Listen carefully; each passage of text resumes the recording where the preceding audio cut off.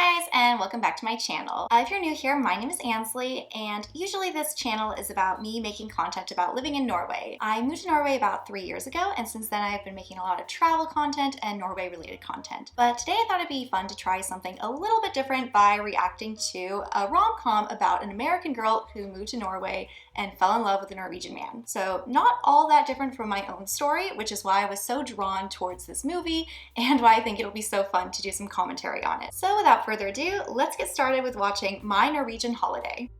We start off with our main character, Jessica Johnson, who is just getting some coffee at her local coffee shop when she overhears this man being dumped by his girlfriend. I know you've been through a lot, but this just isn't what I signed up for. I appreciate you buying me a plane ticket and all. Who is also coincidentally named Jessica Johnson. To go for Jessica Johnson. Hair. That's me. That's hers. You're Jessica Johnson too? I am. What are the odds? After this little meet cute, Jessica Johnson goes back to her teaching job, and this mysterious man who she had the little meet cute with at the cafe decided to make the bold choice to follow her back to her place of employment and make a rather odd proposition. Sorry. Is it weird that you found me here? It feels borderline creepy. I come bearing 3 gifts. The extra plane ticket to Norway. It's in your name.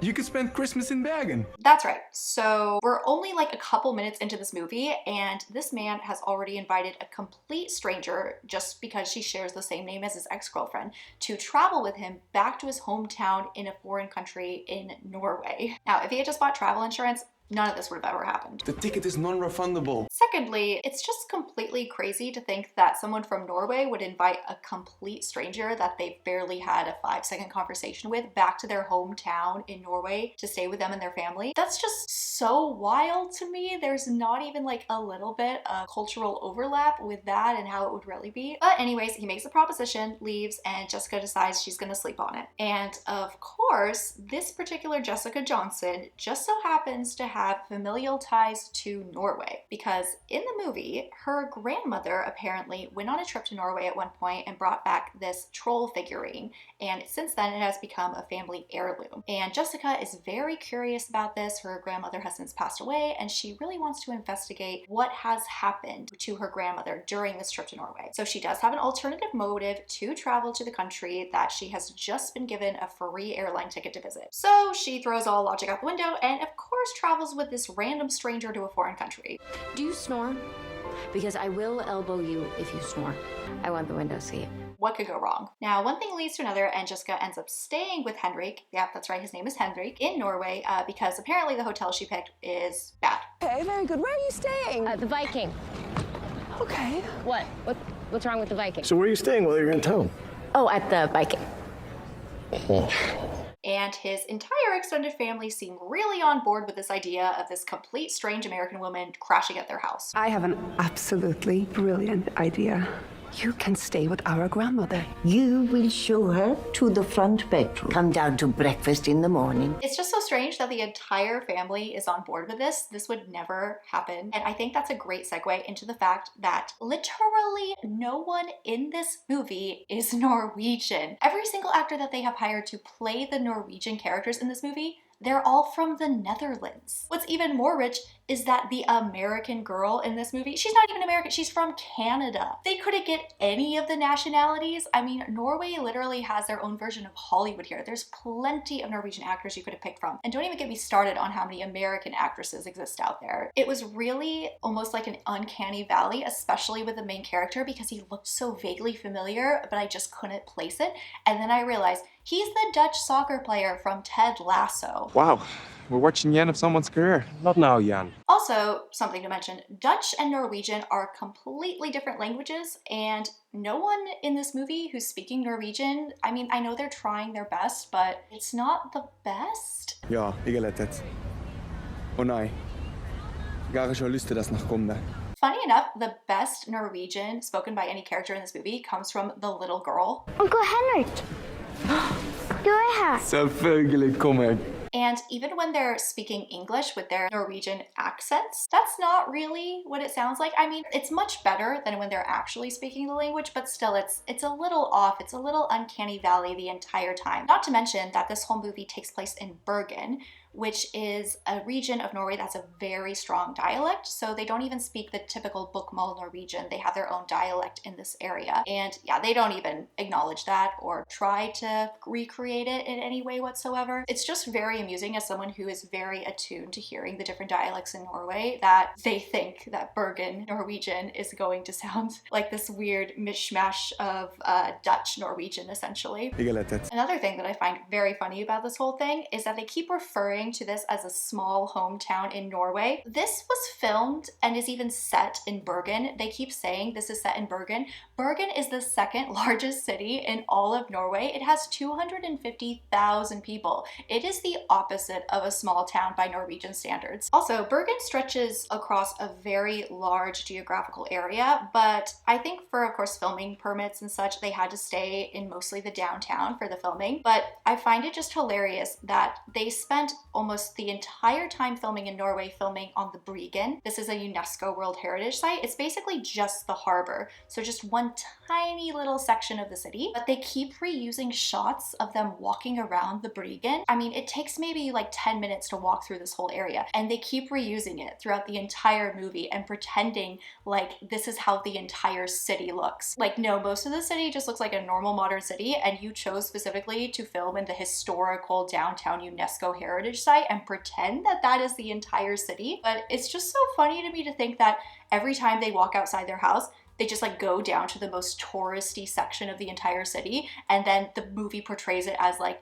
oh, this is like the cultural, traditional, local part of the town. Like, no, in reality, this would be full of so many Instagrammers, and it's all tourist souvenir shops. It's just really funny to me that they portray it like this is how all of Bergen looks. But anyways, back to the story. So now Jessica has moved in with Henrik for an undetermined amount of time. She's met his entire family, who all, of course, speak perfect English. But after getting accepted into the Norwegian household, our protagonist Jessica starts her mission to discover the origins of this mystery troll figurine. So where does she go? Of course, to the most touristy part of all of Bergen to ask the shops that have mass-produced troll figurines where this hand-carved heirloom could have come from.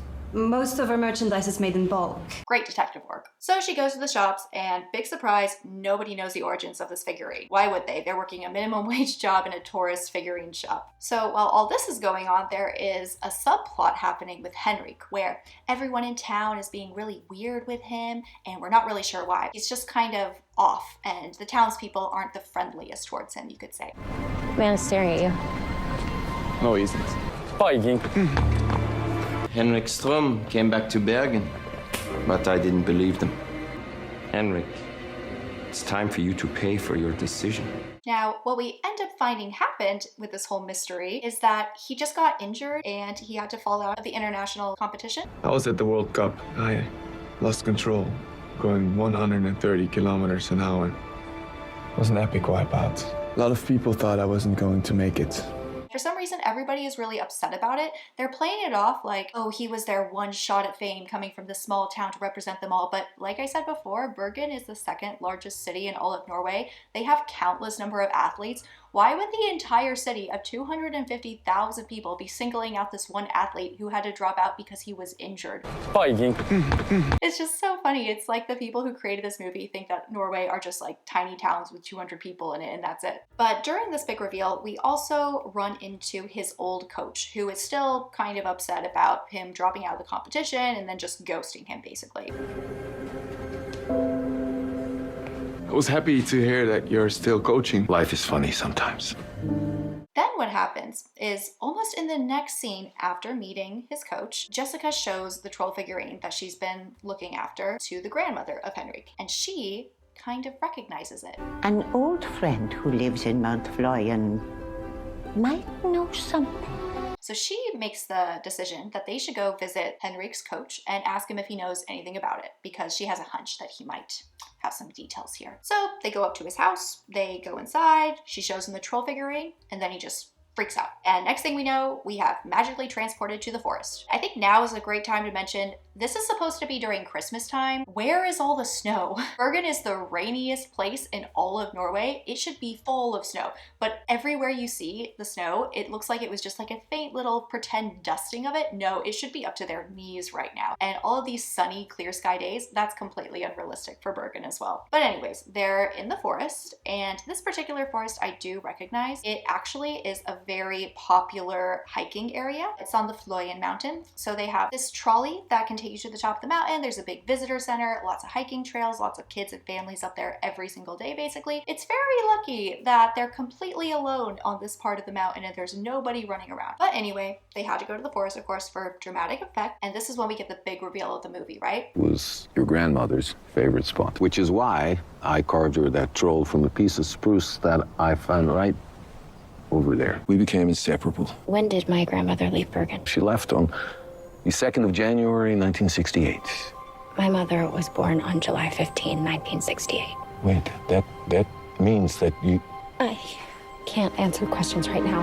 This is too much. Turns out Henrik's coach is actually the biological grandfather of Jessica. Crazy, right? She goes to Norway, a country with over 5 million people, and just so happens to run into her biological grandfather, who is the mentor of the random ass guy she found in a coffee shop who gave her the free ticket to Norway in the first place. Hallmark logic. But of course, she freaks out about this reveal, so she has to run away into the forest and immediately gets herself lost, even though, like I said before, this is a very popular tourist destination with tons of trails and tons of people around. It would be almost impossible to get lost in this forest, but okay, she gets lost. And then we have to have, of course, the big romantic moment where Henrik runs into the forest and rescues her.